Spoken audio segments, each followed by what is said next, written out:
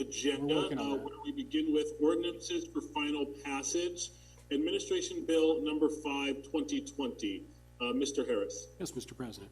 An ordinance of the City Council of the City of Lancaster, Lancaster County, Pennsylvania, approving and authorizing and ratifying the execution of an agreement of sale by and between the City of Lancaster and the School District of Lancaster, pursuant to which the city will sell bicycles previously used by the Police Bureau to the School District of Lancaster in order for the school district to provide them to a community organization that will train school district students in basic job skills and bicycle repair, setting forth the terms of the agreement, providing that no financing or organizational structure is necessary to implement or finance the agreement, providing for the repeal of inconsistent ordinances, providing for the severability of the ordinance, and providing that the ordinance shall take effect as provided by Pennsylvania law. The title, Mr. President. Thank you, Mr. Harris. I'll hear a motion. Motion to approve. Second. Okay, we have a motion and a second. Councilor Bakay. Thank you. So we've discussed this in committee. We've had a first reading. This is, although the title is long, the explanation is much shorter than the title. Essentially, the city has procured bicycles from in a number of ways, and we want to get them to a place where they can benefit the children of the School District of Lancaster.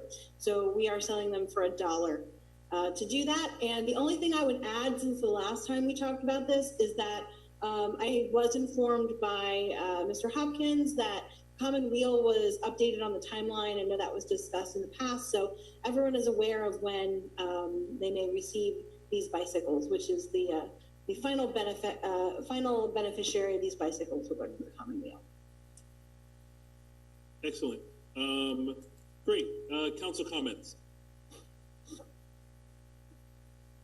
Okay. Comments from the public we'll hold here for about 30 seconds to see if anyone calls in with any items specifically germane to this matter.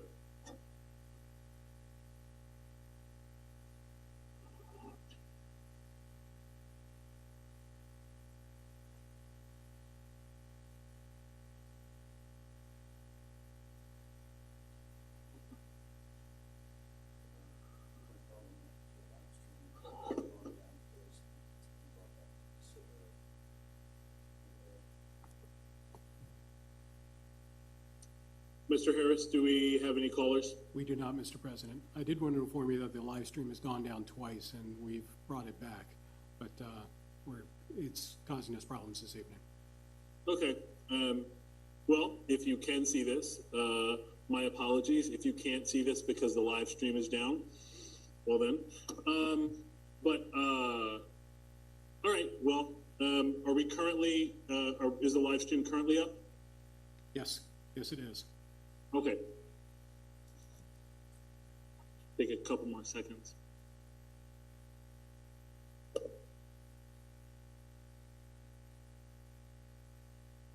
All right. Hearing none, Mr. Harris. Mr. Arroyo. Aye. Ms. Bakay. Aye. Ms. Craig. Aye. Ms. Diaz. Aye. Mr. Garcia Molina. Aye. And President Smith-Waddell. Aye. All right, great. Thank you, Councilor Bakay. That moves us to the resolutions portion of the agenda.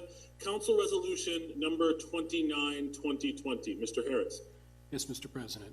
A resolution of the Council of the City of Lancaster stating that the historical record of Christopher Columbus's encounters with indigenous people is contrary to the values of the contemporary City of Lancaster and calling for the removal of the Christopher Columbus statue from public property within the City of Lancaster. Thank you, Mr. Harris. I'll hear a motion. Motion to approve. Second. Great. So this item originates with me, and I'll describe it both for your benefit, councilors, though I believe you're aware, as well as for the public. With the ongoing protests that have occurred in the wake of the murder of George Floyd, the vision of the movement for change spurred from that event has gotten increasingly broad. And one of the things that's been discussed early on is the role that monuments to the Confederacy play in our society and what role they should play in our future, which of course raises questions about monuments to other persons that have participated in slavery and human trafficking. So obviously that has brought the focus to our own little corner of paradise and the strip of land adjacent to the courthouse known as Lenox Lane, where the statue to Christopher Columbus currently resides. I personally believe that this is a small thing, and certainly not the last thing, but a small thing that council can do, not in the effort to revise our history, but to reframe our future. In a number of ways, in terms of housing and, et cetera, we've made statements to people saying, if you're not willing to live in line with our laws, values, if you're not willing to, but if you're not willing to conduct business, for example, in line with our laws and values, then you don't conduct business in the city of Lancaster. Christopher Columbus, to my belief, and I believe to any obvious primary interpretation of the historical record, did not live or apply his trade in alignment with the values that we seek to emulate here in the city of Lancaster.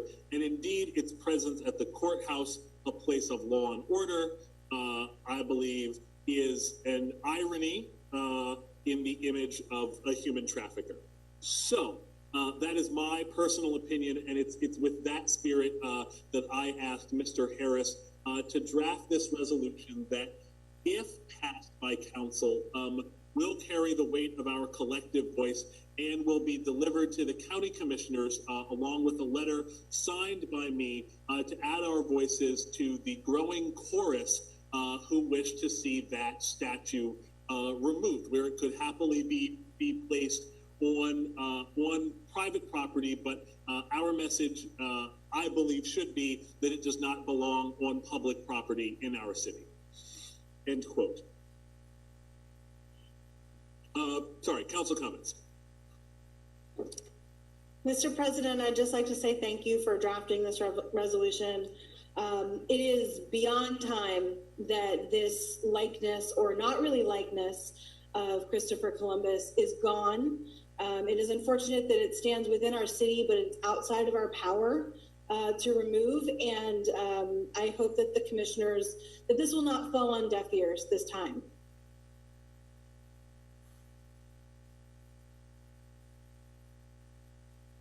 Any other council comments? Okay, we will now begin I guess we'll call it a 30-second waiting period. Mr. Harris, just to check, are we still live on the live stream? Yes, we are, Mr. President. Okay, so we'll open up some time for public comment again on this matter specifically.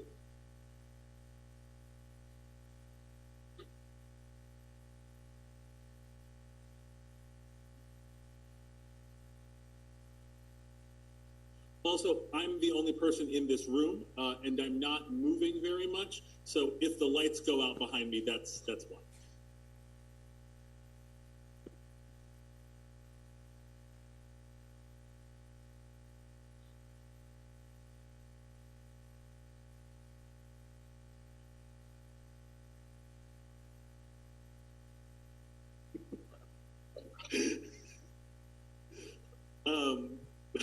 I'm sorry. Do we have any callers, Mr. Harris? We do not, Mr. President. All right. In that case, hearing no further comments from council or from the public, Mr. Harris, would you call the vote? Yes, Mr. President. Mr. Arroyo. Aye. Ms. Baker. Aye. Ms. Craig. Aye. Ms. Diaz. Aye. Mr. Garcia Molina. Aye. And President Smith-Waddell. Aye. Thank thank you all, counselors, for your support. Mr. Harris has drafted a letter, which I will review and that we will send to the county commissioners on short notice. Thank you again. I believe that concludes our legislative agenda, which brings us to our second public comment period for comments not related to items on the council agenda. Please limit your comments to 3 minutes in length and start by telling us your name and the street that you live on. We'll just make a minute of time for anybody looking to call in from the live stream.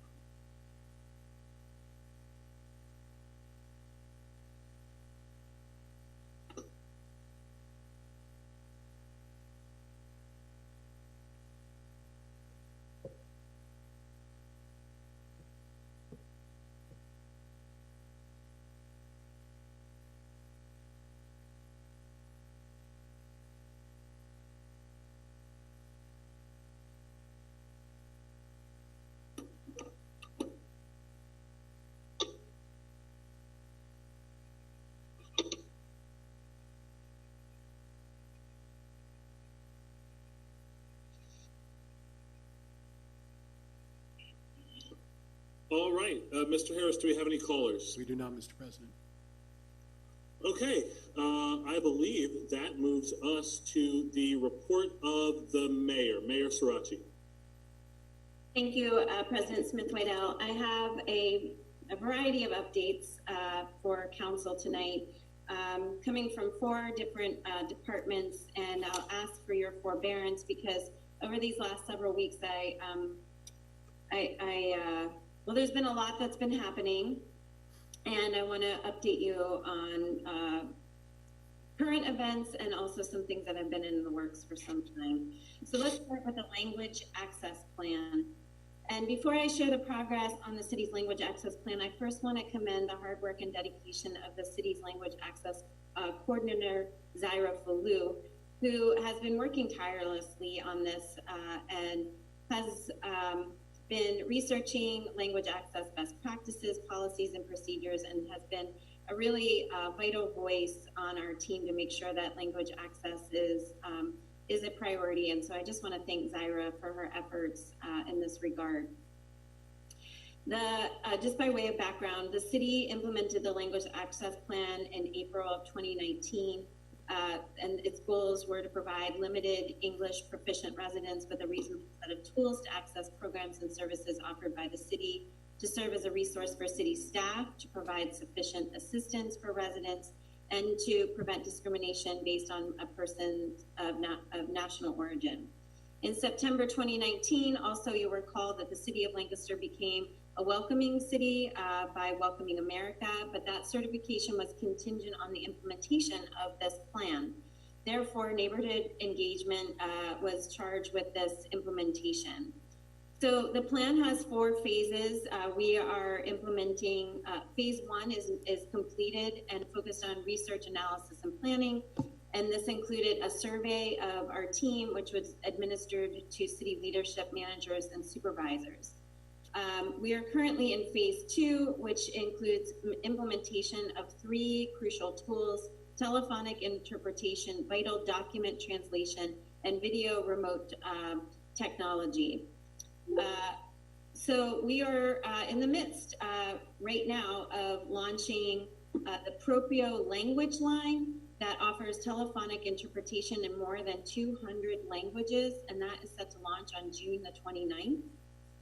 A translation request form can be used in conjunction with the new language access plan email. So we have a city language access at cityoflancasterpa.com. That's also set to launch on June 29th. And an RFP process is underway to search for the best service to provide video remote interpretation technology for the city. And we're looking at a 1 to 2 month process expected until we get to full implementation.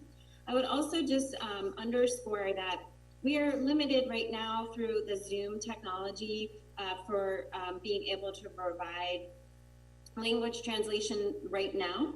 And we are looking at various public participation platforms, and I will be reporting back to council as we progress. We thought that we were honing in on making a decision and moving in that direction, and then we realized that we have some other tools internally that we're already paying for, that through ESRI, that we may be able to build off of. And so we're doing a cost analysis as well as a capabilities analysis. So more to come on a public participation platform that dovetails with our language access plan and allows for the translation of meetings that we are going to continue to have online. So that's item number 1. Okay, moving on. Police social worker. As you know, the city's in the process of hiring a second social worker. This was a commitment that was made following the week of protests here in the city of Lancaster. That position has been posted and we are in the midst of accepting applications. And I would ask all of you and anyone watching to please help spread the word about this opportunity. You can go onto the City of Lancaster website and click on the jobs listing to have a look at that. In the meantime, the City of Lancaster is hosting a Harvard Fellow as part of the Bloomberg Harvard City Leadership Institute. His name is Dio Handoo, who is a Harvard Business School student with a background in industrial engineering and 4 years of experience in global business consulting. He aspires to a career in public service in his native Indonesia and is particularly interested in how data analysis can help shape public systems. His focus for the 10-week full-time fellowship is an analysis of the Lancaster Bureau of Police data and the impact of the police social worker to date on both quality of life for city residents and in cost savings and effective service delivery for the police bureau. This analysis could lay the groundwork for expanded social work approaches within the bureau and will serve as a beta project for the city administration in making more data-informed decisions across all of our departments. Costs for Dio's fellowship are being covered by the Bloomberg City Harvard Leaders Initiative. And I'm really excited about the work that Dio is undertaking. We are in now week 3 and have, just, it's like an onion, we keep peeling it and keep fine-tuning what our research questions are, and Dio is just continues to dig in and deliver on that. So I'm excited for that work to continue and how that will continue to guide future investment and the work of the social workers within the police bureau. I also want to update you on the status of the review and investigations into actions by police officers and some individuals during the demonstrations, which converged at Chestnut and Prince most notably, but others on May 31st.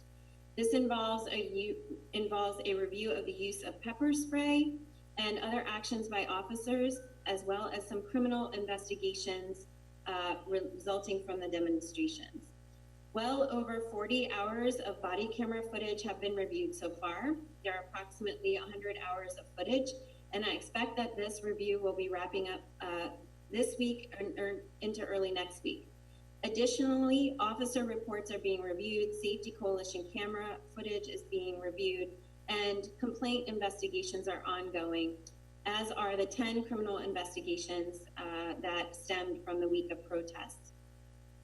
Beyond these reviews and investigations, the Police Bureau is analyzing the practices and procedures that worked well and those that did not work well in balancing the absolute rights of demonstrators to demonstrate and protest in peace with public safety concerns, with the expectation of implementing what was learned from the events into policies and or training. You can expect a full report from Chief Berkeyheiser and me no later than mid-August. Contact tracing. In early May, our housing inspection team trained and mobilized to launch a contact tracing operation in partnership with the Pennsylvania Department of Health and Lancaster General Health Penn Medicine. We are proud to say that was the first partnership of its kind between a local municipality and the Department of Health in the Commonwealth. Over the past 2 months, our initiative has helped to provide a model for a county-wide effort that's now underway. The city began its official contact tracing work on May 13th, and city staff will conclude that work on Thursday, June 25th, 2 days from now. On Thursday, we will hand off the operation in its entirety to LGH Penn Medicine, who has been hired by Lancaster County government to conduct comprehensive testing and tracing program for the whole county, including the city of Lancaster. During the past several weeks, our project team of 14 employees who were on partial furlough, so they're not working full time, but they successfully connected with 534 people who are potentially exposed to COVID-19 and provided them with instruction and support. We were able to reach 83% of the contacts, which is just awesome. I'm so proud of our team, which is considerably higher than the county average, but I will say that the county average is continuing to increase as more tweaks are made. So overall progress, and just continue to urge people, if you are contacted by a county, somebody who is calling from LGH and who's working on contact tracing, please take their call, please return the call. It's really important as it relates to our public health here in the city and the county. On June 29th, our inspectors and clerks will return to traditional property maintenance and housing enforcement duties. Staff members will begin full-time schedules, and most will be paid through federal CDBG funds.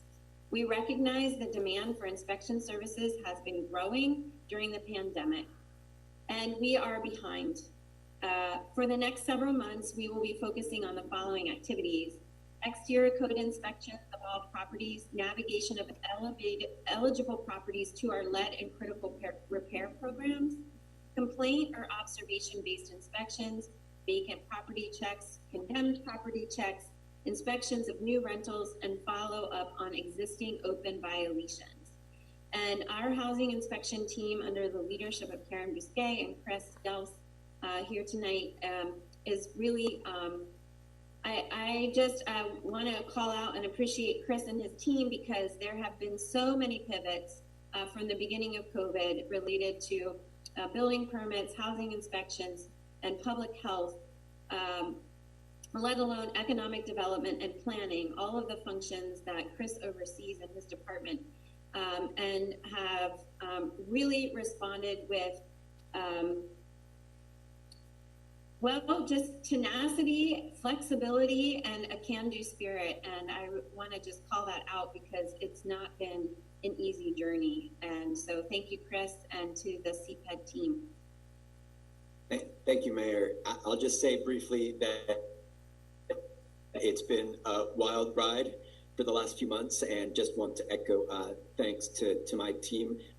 In the grand scheme of things, it's a relatively small department, and we did have many staff that were on furlough or partial furlough, and I cannot say enough good words about the folks who work on my team. They just stepped up and asked everything that was done of them inside their purview and outside their purview. So I appreciate the shout out, Mayor, and we look forward to doing more good work going ahead. Thank you, Chris. And if you do observe a property maintenance or housing enforcement issue, particularly one that affects life and safety, please do call the housing hotline at 291-4706. That phone line is staffed throughout the day, and we try to and will be able to respond much more quickly now after June 29th with our full staff returning to work. Okay, on to the Fire Bureau. I will also want to acknowledge Captain Kevin Ressler, who has been validated through a rigorous review as a credentialed fire officer, one of 513 credentialed fire officers worldwide, and the 8th currently serving in the Lancaster City Bureau of Fire. The City of Lancaster now has the most credentialed fire officers, 8 out of 22 statewide, and that is something that we should all be proud of. And I also just wanted to follow up, because some of you have asked questions about the fire that occurred midday last Tuesday. on Rockland Street for a building fire with multiple people trapped. Firefighters were made entry into the third floor where they found an unconscious victim. Firefighters were able to remove that victim and perform life-saving measures on the scene with the assistance of EMS. I am pleased to report that fire victim, who is currently at Crozier Chester Hospital, is expected to recover, and that is very, very good news. And so I just want to give a shout out to the team effort between fire, police, and EMS who responded to that fire. It was a significant fire event with multiple trapped individuals, and really tested all of the training that our department has been going through over the course of everyone's career, but also we've really increased the amount of training within our fire bureau, and it shows.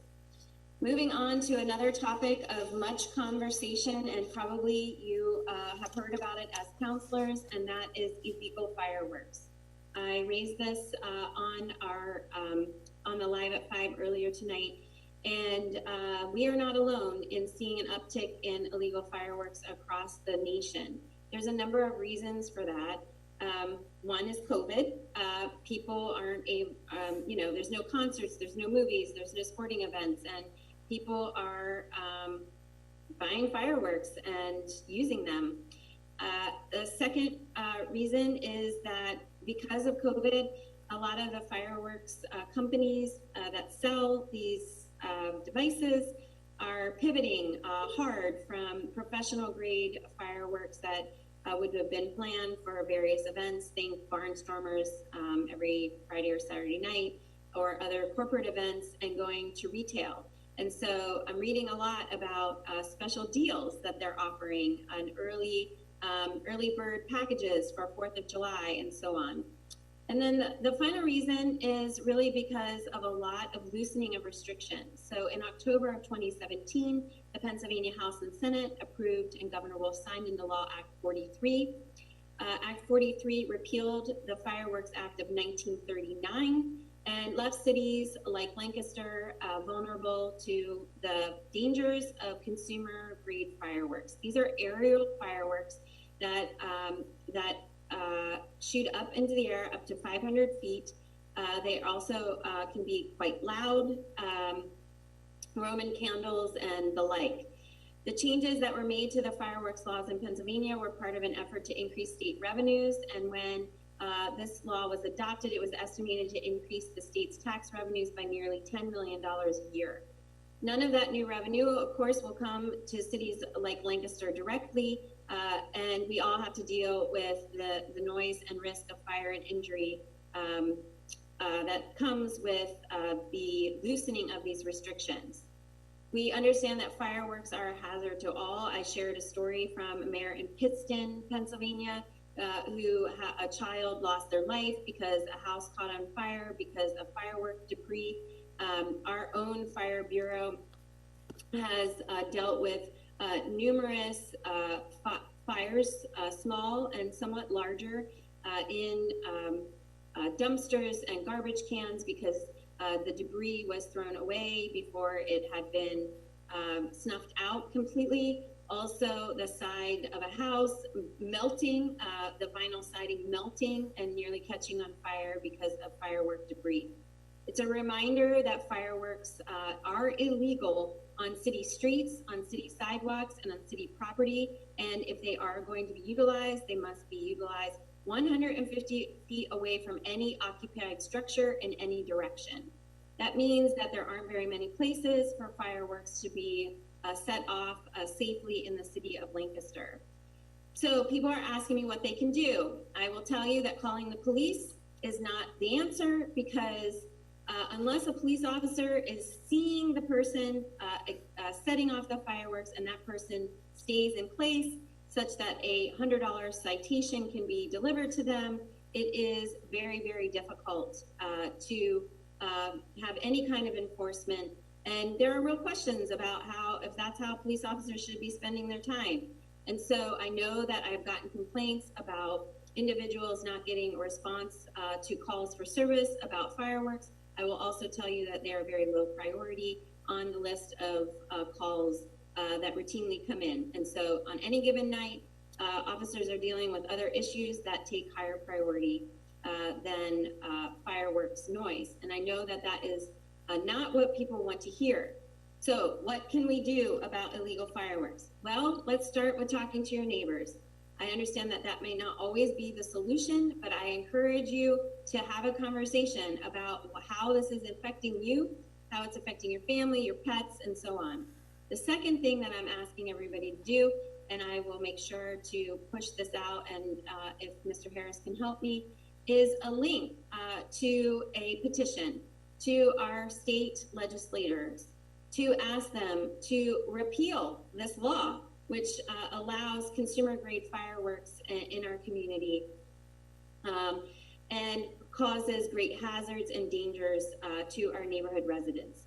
So police and fire have very little authority to enforce these existing laws, and unless and until consumer-grade fireworks in Pennsylvania are repealed, of which there is a significant benefit to the tax rolls and to the individual businesses selling them, but a significant disadvantage to our residents and neighbors. I would ask our city council to join in contacting legislators and letting them know that we're done. We're done. And we seek to avoid any major fire as it relates to the setting off of fireworks. And honestly, I will tell you, I feel right now that we are just really lucky so far. And that concludes my report to council tonight. I appreciate your forbearance for a little bit of a longer report, and thank you. Thank you, Mayor. Councilors, I will forego my report this evening and open the floor for your comments. Yes, I do have a comment or a request in helping the hundreds of emails that we've received. I think everyone in council, including the mayor and possibly maybe the police department, demanding the reallocation of Lancaster City expense budget.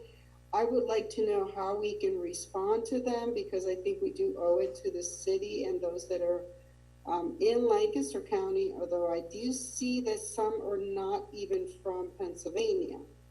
So I'm not sure how we can execute this, but we do need something to send out.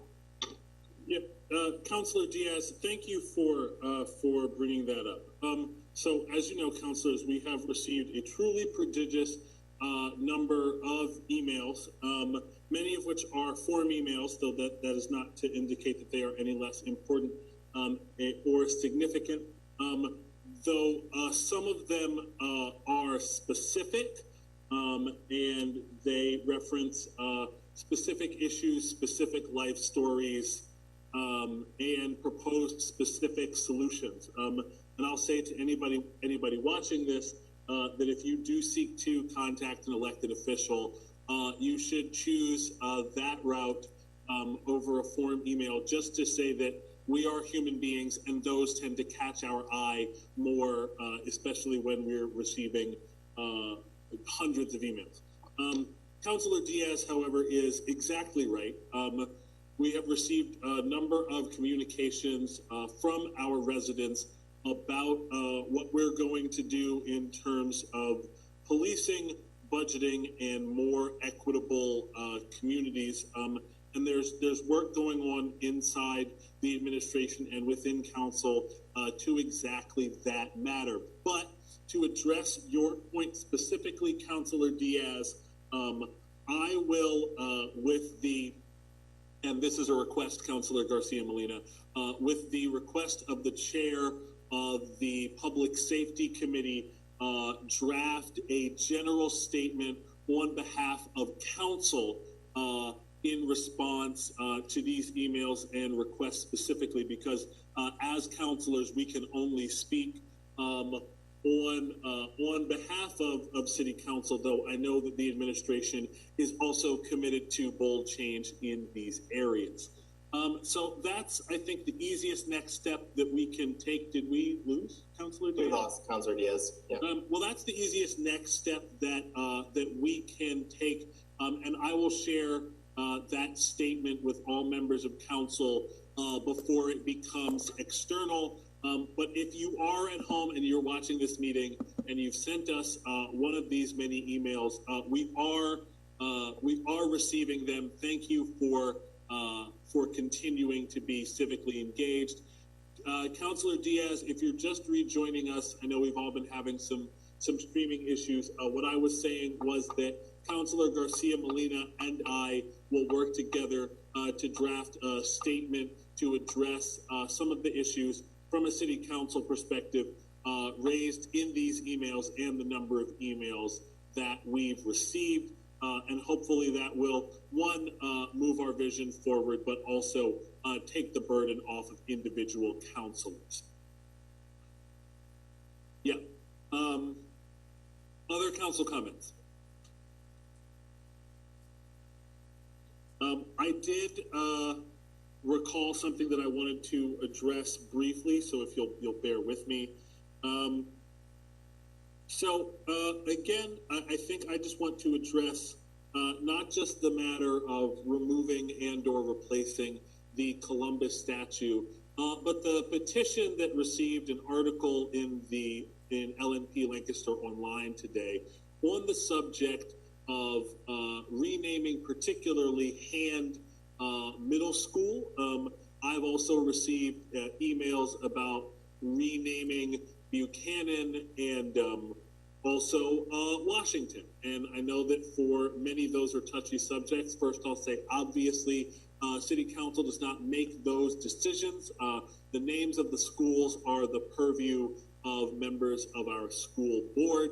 But I will note aloud that this is a time in history, in American history, which has been rare, similar to the Reconstruction period or the Civil Rights Movement, in which the struggle or efforts of African Americans for civil rights has been powerful and visible enough to make narrative changes to the environment of the American mythos. And I think that that's important, and I think that it's important that we take that seriously here in Lancaster. Should the school board choose to move forward with this petition and with this concept, I can say that they will have my support, and I believe that they'll have the support of many counselors. As I said previously, whatever we think of people as statesmen or individuals or contributors to our community, there are some behaviors that we, with a modern moral reckoning, simply cannot tolerate and should not glorify. And there are many, many more recent participants in the history of Lancaster, Pennsylvania, and the United States that could be honored. So to anybody pushing for these changes and to the school board members considering them tonight, I say Godspeed. That's all that I had. If there are no other council comments, I will hear a motion to adjourn. Motion to adjourn. Second. All those in favor? Aye. Aye. We are adjourned. Thank you. Good night, Thank all. you, everyone. Good night, everyone. Good night, everybody. Thank you.